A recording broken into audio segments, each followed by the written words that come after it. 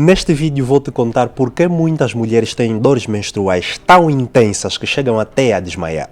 Vou te contar também como infecções no útero podem causar infertilidade e por que às vezes partes do útero são encontrados na bexiga. E sabe aquela dor de barriga terrível que você acha que é febre tifoide ou dor do estômago?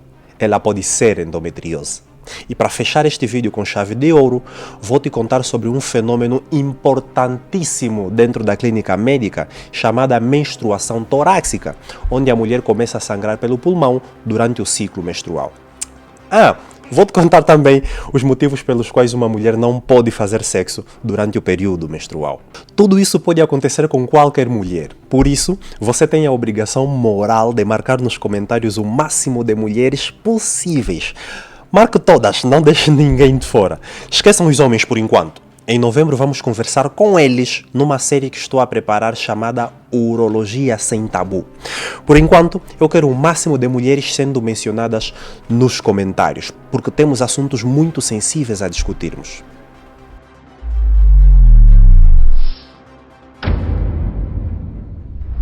Olá meus amigos, sejam bem-vindos ao Biodala. Eu sou o professor Evaristo e este é o segundo episódio da série Ginecologia Sem Tabu. Hoje vamos falar sobre dois temas centrais a respeito da saúde da mulher: endometrite e endometriose. Sugiro fortemente que assistas o primeiro vídeo desta série, que está no primeiro comentário deste vídeo, onde explico com muitos detalhes sobre como funciona o sistema reprodutor feminino através do ciclo sexual. Vamos ao assunto de hoje. Quem assistiu à primeira aula desta série vai lembrar dessa imagem facinho. Olha só, na primeira aula eu falei que esta estrutura era o útero.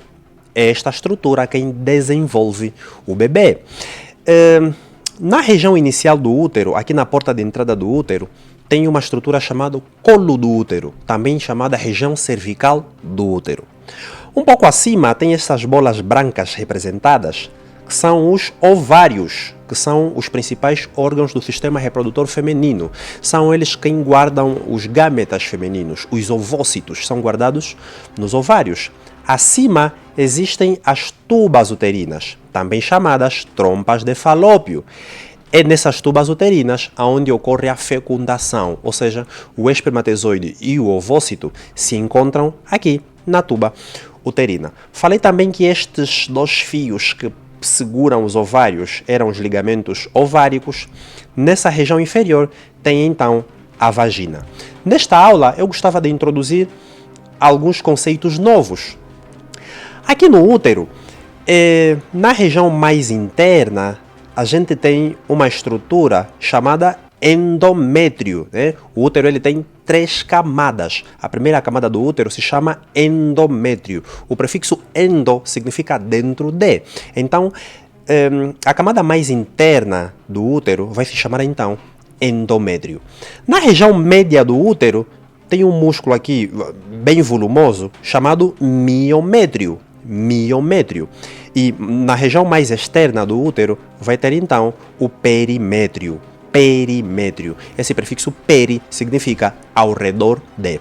Então você já sabe, o útero vai ter 3 camadas. A endometrite é exatamente a inflamação da camada mais interna do útero. Então, quando esta camada inflama, a gente vai ter então a chamada endometrite.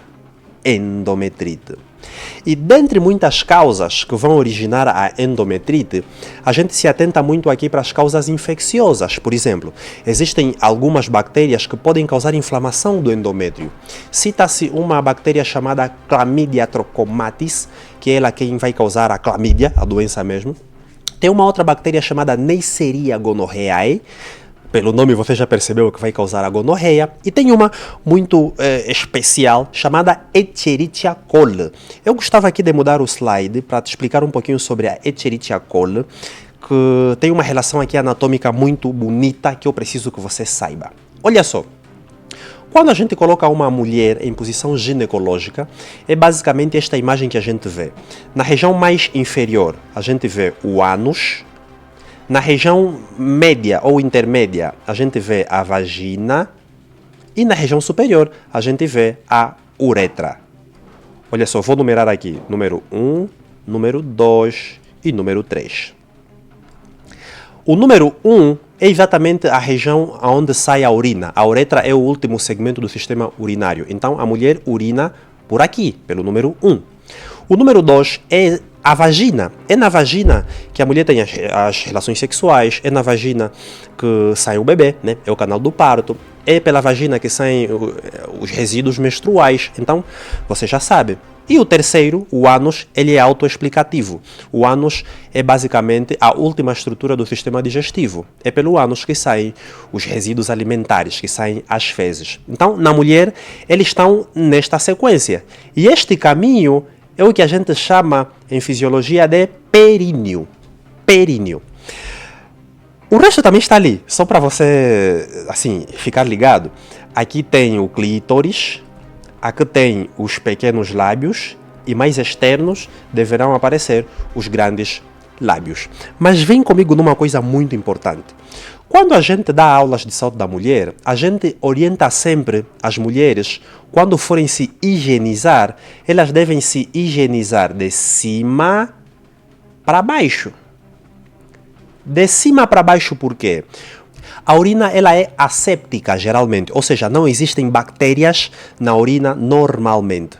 Então, quando a mulher vai limpar de cima para baixo, não existem muitos riscos de saírem bactérias da região superior e entrarem pelo canal vaginal, causando infecções. Ali, então, as impurezas vão descendo. Se atingirem o ânus, não tem nenhum problema, porque pelo ânus saem, né, assim, muitas impurezas, e você sabe porque isso é autoexplicativo. Agora, se as mulheres se higienizarem de maneira inversa, ou seja, de baixo para cima, o que acontece? As bactérias do ânus, as bactérias das fezes, eles vão subir e vão infectar tanto a vagina como a uretra.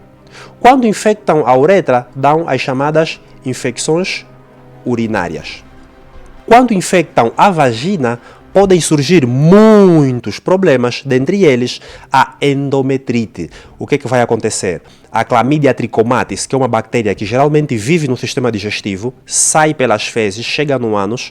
Quando a mulher vai se higienizar, ela, né, sobe, entra na vagina e entra na uretra, causando na vagina muitas infecções, subindo até ao útero, onde pode causar endometrite, e também sobe até a uretra, onde pode causar infecções urinárias. Então, é muito importante conhecer a anatomia do sistema reprodutor feminino para entendermos a relação que este sistema vai ter com outros órgãos. Só uma curiosidade, na mulher, o canal de sexo, né, o canal que ela usa para se relacionar sexualmente, é diferente do canal onde sai a urina. No homem é a mesma coisa. O pênis vai ser o órgão sexual, mas também vai ser o órgão que vai eliminar a urina, porque a uretra, que é a última porção do sistema urinário, passa bem ao meio do pênis. Eu acho que você entendeu. Uma mulher com endometrite vai ter febre, vai sentir calafrios, como se estivesse com paludismo, vai ter dor abdominal baixa, o que as mulheres chamam geralmente de dor de baixo ventre, e uma coisa muito importante, vai haver corrimento vaginal com mau cheiro, podendo haver também sangramento vaginal, que a mulher vai confundir com menstruação, sem saber que, na verdade, se trata de um processo infeccioso. E é nessa hora que aparece uma amiga ou uma vizinha que lhe orienta a fazer algum tratamento caseiro com uma folha qualquer. Outras ainda recomendam um medicamento que teve efeito nela e que entende que também fará efeito na amiga. Boa parte das vezes os sintomas até passam, mas como os processos infecciosos podem continuar sem muitas manifestações que incomodam, sem muitas manifestações que assustam, o útero dessa mulher vai sofrendo ao longo dos anos. E vai lá, 10, 15 anos depois, vem o diagnóstico de infertilidade e ela simplesmente não sabe o motivo pelo qual ela não está a engravidar. Outro motivo importante que leva à endometrite é a instrumentação ginecológica. Tem muito essa moda aqui em Angola. A menina tem 17 anos, ela se engravida com um namorado que também tem 17 anos, criar a gravidez e ter o filho não é opção, porque os dois estudam 10ª classe e não têm condições para se sustentar. E para resolver o problema, procuram no bairro um sujeito que possa abortar a criança. Só que durante a curetagem, que é quando se raspa o embrião com uma colher, chamada colher de curetagem, ou até mesmo quando se aborta utilizando medicamentos, podem ficar restos ovulares no útero. E esses restos ovulares eles podem infeccionar, gerando endometrite e outras condições graves, dentre elas a infertilidade. Não importa quais sejam os sintomas que você tenha, tem que se procurar um médico para, com base a exames, se diferenciar se é uma endometrite, se é uma septicemia, se já avançou para uma doença inflamatória pélvica ou se é um abscesso pélvico. Para todos os casos, quem tem que definir isso é um médico. Por isso, evite ao máximo a automedicação e evite seguir orientações de pessoas que não sejam profissionais da área da saúde. Falei para vocês que a endometrite pode causar infertilidade e é verdade. Venha comigo para a minha próxima ilustração para entenderes isto. Olha só, eu falei para vocês que esta região do útero se chamava endométrio. Quando se tem endometrite assim, de forma prolongada ou a repetição, o que é que vai acontecer? Aqui no útero começa a crescer tecido fibroso, começam a surgir um conjunto de estruturas que a gente chama de sinéquias, tal como está aqui. Dentro do útero começam a surgir estas sinéquias. E você pode imaginar que para se ter um bebê, o espermatozoide entra por aqui e precisa chegar até a tuba uterina. Por quê? Porque o ovócito saiu do ovário e está em direção à tuba uterina, na região da ampola, para se encontrar com o espermatozoide. Se o espermatozoide que entrou não consegue chegar à tuba uterina, não vai haver fecundação. E por que ele não vai conseguir chegar até a tuba uterina? Porque aqui tem estas sinéquias, estas fibroses que impedem que o espermatozoide avance. E isso, em clínica médica, a gente chama de síndrome de Asherman. A síndrome de Asherman é quando há sinéquias e fibrose dentro do útero. Um dado muito importante é que a endometrite é muito comum após ao parto e após procedimento ginecológico, as raspagens mesmo, as curetagens. O diagnóstico precoce e o tratamento médico adequado salvam vidas e preservam a fertilidade da mulher. Endometrite é isso, e eu tenho aqui uma certa sensação de que você entendeu, o que nos leva para uma das maiores formas de sofrimento feminino do ponto de vista ginecológico, a endometriose. A endometriose é quando o tecido do endométrio, aquele tecido mais interno do útero, sai da sua região normal e começa a se distribuir em alguns órgãos do corpo, como bexiga, como intestinos, como estômagos, em alguns casos mais raros, nos pulmões. E esta deslocação do tecido endometrial nestes órgãos vai gerar alterações ginecológicas importantes, dor terrível e também infertilidade. Vamos aqui para uma ilustração para entendermos alguns conceitos. Já falei para vocês que o endométrio fica nesta região. Quem assistiu à primeira aula sabe que eu falei que quando o espermatozoide e o ovócito formam zigoto aqui na tuba uterina, eles se fixam na região média do útero, se fixam mais ou menos aqui. O bebê se desenvolve aqui. Este processo é chamado nidação. Pode acontecer aqui e pode acontecer aqui. Quer dizer que o endométrio é a camada que recebe o óvulo fecundado na fase de blastocisto, mas este é outro assunto. O endométrio é quem vai receber o óvulo fecundado. Se não haver fecundação aqui, o que vai acontecer? Este endométrio descama e sai pela menstruação. Então, aqui tem o tecido que recebe o bebê e tem o tecido que, se não haver bebê, vai se descamar e vai sair com sangramento na menstruação. Esse conceito é muito importante. É exatamente este tecido endometrial que sai do útero e começa a atingir outros órgãos. Por exemplo, ele pode vir e atingir aqui os ovários. Aqui também os ovários. Ele pode sair e pode vir a atingir aqui a tuba uterina. Pode atingir aqui a tuba uterina. Já agora me adiantando um pouco. Vamos supor que esse tecido endometrial aqui durante a endometriose, está aqui na tuba uterina e como está mesmo. Este tecido ele é vivo, e se é vivo significa que ele continua a aumentar de tamanho. Ao aumentar de tamanho, ele pode obstruir a tuba uterina. Aqui também pode obstruir, e aqui até já está obstruído, aqui já Já obstruiu até, muito bom. Como obstruiu a tuba uterina? Esta mulher, ela pode ter até a ovulação. O ovócito sai do ovário e vem para a tuba uterina. Só que não consegue avançar para aqui. Esta mulher até pode ter, vai lá, relações sexuais no período fértil. O espermatozoide até vai entrar, até vai subir. Só que, quando chegar na tuba uterina, já não tem como avançar. De tal maneira que o gâmeta masculino não consegue se encontrar com o gâmeta feminino. Por isso não há fecundação e por conta disso, as mulheres com endometriose podem desenvolver infertilidade. Geralmente a endometriose é diagnosticada entre 25 e 35 anos de idade. Sabe aquela mulher com dor de baixo ventre que não passa, que aparece a qualquer momento e em todos os meses? Pode ser endometriose. Ela é a principal causa de dor pélvica crônica nas mulheres. E isso tem um impacto muito grande na qualidade de vida e na fertilidade das mulheres. A ciência não sabe a causa exata da endometriose, não sabe os motivos exatos que levam com que uma mulher desenvolva a doença. O que se tem são hipóteses que tentam explicar como a doença surge. E a principal teoria que temos para isso, a mais aceita pela ciência, a que melhor explica o surgimento da doença, é a teoria da menstruação retrógrada. A menstruação retrógrada é mais ou menos o seguinte. Já falei para vocês que quando há descamação da parede do útero, quando há descamação do endométrio, essa descamação sai com sangue durante a menstruação. O que é menstruação retrógrada? Menstruação retrógrada é quando este tecido uterino que tinha que sair pelo canal vaginal, ele volta e pode ir entupir as tubas uterinas. Isto é a chamada menstruação retrógrada. E quais são os motivos que levam este fenômeno a acontecer? Existem muitos. Exemplo, estenose cervical. Estenose cervical é o quê? É quando há um certo estreitamento aqui na região cervical do útero, ou seja, aqui esta passagem fica um pouco mais fechada. E se fica mais fechada, o que vai acontecer? O sangue e os restos uterinos que têm que sair pela menstruação não conseguem sair, ou saem com dificuldade.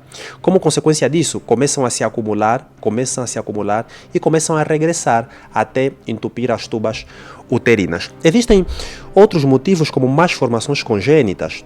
Existem muitas más formações uterinas. Eu gostava que prestasse atenção aqui numa especial chamado útero de Delfo. Né? Tem mulheres que nascem com útero de Delfo e é muito comum até que é quando ela tem 2 úteros.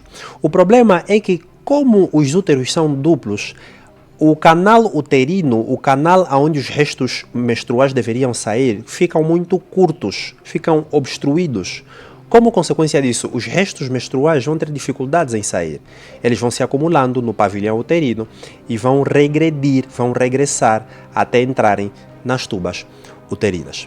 Outra coisa muito importante que pode causar a menstruação retrógrada é a presença de miomas uterinos, que alteram o fluxo menstrual para a direção da vagina e dão também a menstruação retrógrada. Outro elemento importante, contrações uterinas anormais. Durante a menstruação, a mulher pode ter a chamada dismenorreia, que é quando as cólicas menstruais são muito intensas. E isso força o útero a realizar contrações uterinas muito fortes para conseguirem excretar então os restos menstruais. Só que estas contrações uterinas muito fortes distribuem a direção do sangue e dos resíduos menstruais. Ou seja, se esta camada está a descamar e aqui está a acontecer contrações muito fortes, uma parte dessa descamação com sangue sai pelo canal vaginal, outra parte sobe até encontrar os canais das tubas uterinas. Então, as contrações uterinas muito fortes, elas têm esta vertente, podem fazer a divisão dos restos menstruais. Uma parte vem cá para baixo, outra parte vai lá para cima. Um outro elemento muito importante são as relações sexuais durante a menstruação. Por um motivo que também nós já explicamos. Durante o ato sexual, é um dos momentos em que o útero faz contrações muito fortes, muito agressivas. E se a mulher está em menstruação e vai se envolver sexualmente, o ato sexual, ao aumentar as contrações uterinas, vai fazer essa divisão dos restos menstruais. Uma parte vai sair pelo canal vaginal e a outra parte vai entrar pelas tubas uterinas. Por isso, no período menstrual, não é recomendado as pessoas se envolverem sexualmente. Como consequência de tudo isso, uma mulher com endometriose vai ter dor pélvica crônica, dores menstruais intensas, onde as mulheres podem até chegar a desmaiar, e dispareunia, que são dores durante os atos sexuais. Quando estes tecidos que tinham que estar no endométrio atingem os intestinos e o estômago, a mulher vai relatar dores semelhantes à febre tifoide ou à gastrite, sendo que podem apresentar também sintomas urinários, uma vez que o tecido do endométrio pode migrar e chegar até a bexiga. Apesar de a infertilidade ser muito comum nessas mulheres, existem muitas pacientes com endometriose que conseguem ter filhos, principalmente quando a afetação das principais estruturas do sistema reprodutor não se faz de modo muito agressivo. Existem casos, né, de muitas mulheres com a doença que são mães. Antes que eu me esqueça, existe uma manifestação rara da endometriose chamada menstruação torácica. É quando o tecido endometrial do útero vai parar na cavidade torácica, mais especificamente nas capas que recobrem os pulmões, que são as pleuras, ou mesmo os próprios pulmões. Isso pode gerar sangramento e manifestações respiratórias importantes. Esse fenômeno costuma acontecer quase que ao mesmo tempo com o ciclo menstrual, geralmente 24 a 72 horas após o início da menstruação. Nessa hora, a paciente vai referir dor torácica, falta de ar e dor que chega até ao ombro direito. A menstruação torácica é um exemplo extremo de como a endometriose pode ser uma doença sistêmica e não apenas do fórum ginecológico. Consultar um médico é um passo muito importante porque, com base aos exames, principalmente aqueles exames de imagem, consegue-se melhorar a percepção clínica e se cuidar melhor das nossas pacientes. É importante saberes que a menstruação com dores incapacitantes não é normal. Reconhecer os sintomas tanto da endometrite como da endometriose, investigar precocemente e receber o tratamento adequado pode mudar completamente a vida e a saúde da mulher.